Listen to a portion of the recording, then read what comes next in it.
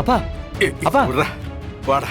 என்ன இப்பவே போய் எல்லார் முன்னாடியும் உண்மையை சொல்லுவோம் வா. அப்பா? டேய், இந்த நிமிஷம் வரைக்கும் வீரா உன்னை ஏத்துக்கலாடா. குடும்பத்திலையும் எல்லாரும் உன்னை விரோதியா தானடா பாக்குறாங்க. டேய், அவங்களுக்கு நான் புரிய வைக்கிறேன்டா. வாடா.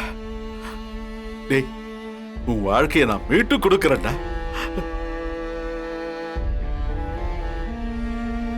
நான் செஞ்ச தப்பு எல்லாத்தையும் நானே சரி பண்றேன்டா. வாடா வா. அப்பா வேண்டாம்ப்பா. ஏண்டா? இந்த குடும்பத்துல வேற யாருக்கு இது தெரிய வேண்டாம்ப்பா. வீரா கூட தெரிய வேண்டாம். ஏன்பா ஏன்பா இப்படி சொல்ற?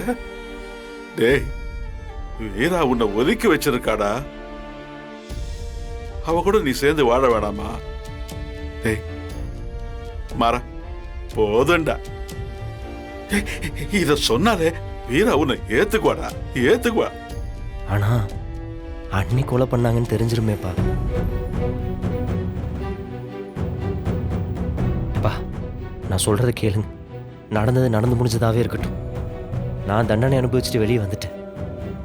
இப்ப இதை சொல்லி எல்லாருக்கும் தெரிஞ்சு கனிய கொலகாரியோட புள்ளன்னு சொல்றது என்னால ஏத்துக்க முடியாதுப்பா.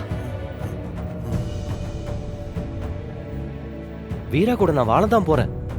அதுக்காக தான் நான் வந்திருக்கேன். ஆனா இந்த உண்மையை சொல்லி அவ கூட சேர வேண்டாம்ப்பா. மாறா, இது எனக்கு ரெண்டாவது புறப்பட.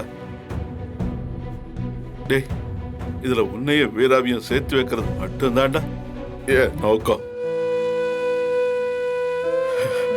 இனி மிச்சம் இருக்கிற வாழ்க்கை மொத்தமும் உனக்கு தாண்டா.